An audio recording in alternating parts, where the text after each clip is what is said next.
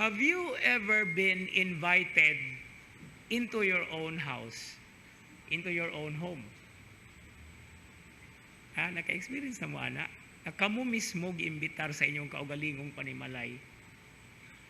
Of course, that's ironical, right? Or that's very unthinkable. But this is what exactly is happening in today's gospel reading.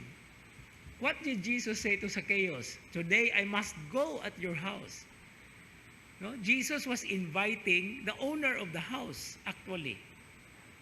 And this is a very beautiful perspective. Just a little dimension, a little, what we call a little face of the diamond that we call the gospel reading.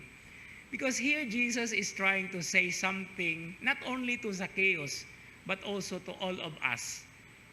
Because the very home that Jesus must live is our hearts.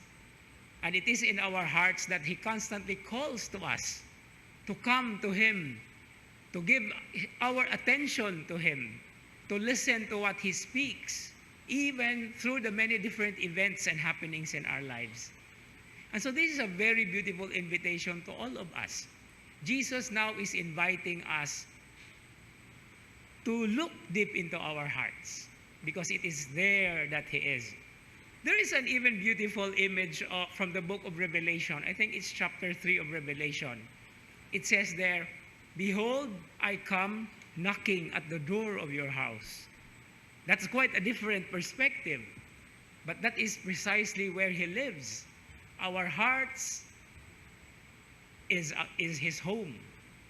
And so this is a beautiful invitation to make a break of the many different things that we are doing every day.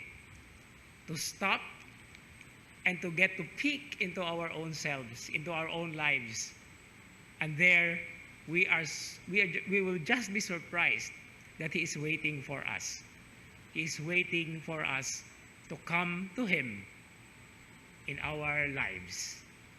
And as we do this, and as we continue celebrating the Holy Eucharist, which is basically another way of inviting Him, inviting us to be with Him, let us come, not only individually, but as a people formed according to His heart.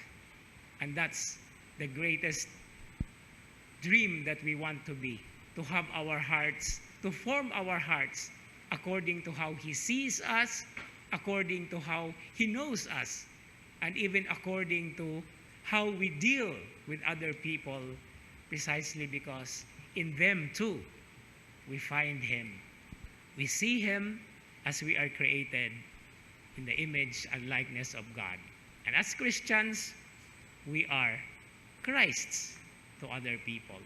So as we continue this Eucharistic celebration, full of trust and confidence and experience of the loving and merciful God who constantly calls us, let us say our yes, just as Zacchaeus, apart from standing his ground against the accusations, was open and was ready to accept Him in generosity, in kindness, and in love.